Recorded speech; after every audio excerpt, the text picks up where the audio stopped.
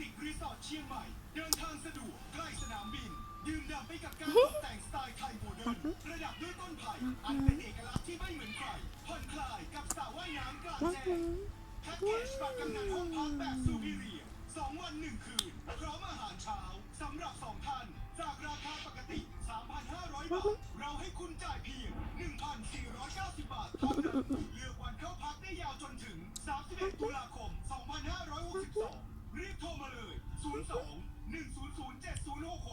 29 ช้อปปิ้งช็อปสนุกถูกใจได้ชัวร์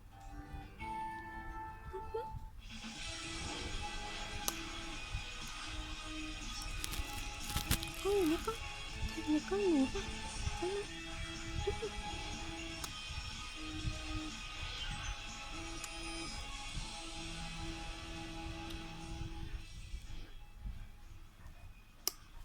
สวัสดีค่ะรับชมรายการบนซอฟต์แวร์ง่ายกับดิฉันพันธิดาแปรเรียงกิจค่ะ AS จัดงาน AIS Academy for Thai ชวนวิทยากรระดับโลกจากทั้งในและต่างประเทศรวมให้ความรู้ให้คนไทยรับมือกับโลกยุคดิจิทัลได้อย่างมีประสิทธิภาพค่ะ AIS สนับสนุนองค์ความรู้ให้คนไทยและสังคมไทยและสร้างความพร้อมในการรับมือกับโลกยุคดิจิทัลได้อย่างมีประสิทธิภาพผ่านงานสัมมนา AIS Academy for Thai ชวนวิทยากรทั้งในประเทศและต่างประเทศมาร่วมถ่ายทอดประสบการณ์ตรงที่ก้าวผ่านช่วง Digital Disrupt มุมมองความคิดจนสามารถพลิกเกมชี้ความได้เปรียบให้องค์กรเดินหน้าได้อย่างมั่นคงและประสบความสำเร็จ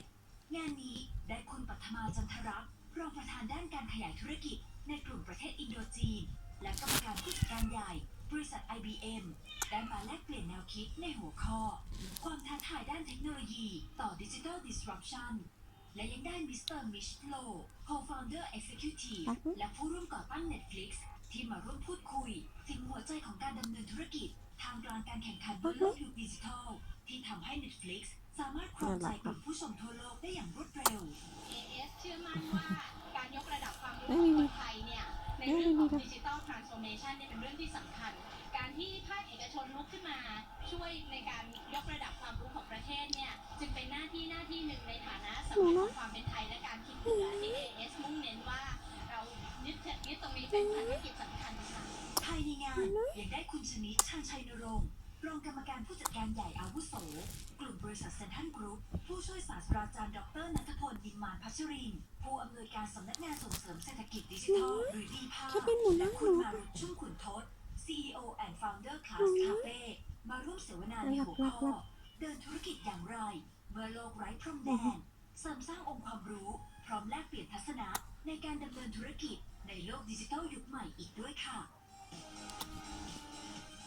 จากที่มีการแจกรางวัลใหญ่รถกระบะ Mitsubishi New Triton ให้กับผู้โชคดีที่เข้าร่วมงานโมโน29พัทยาเขาด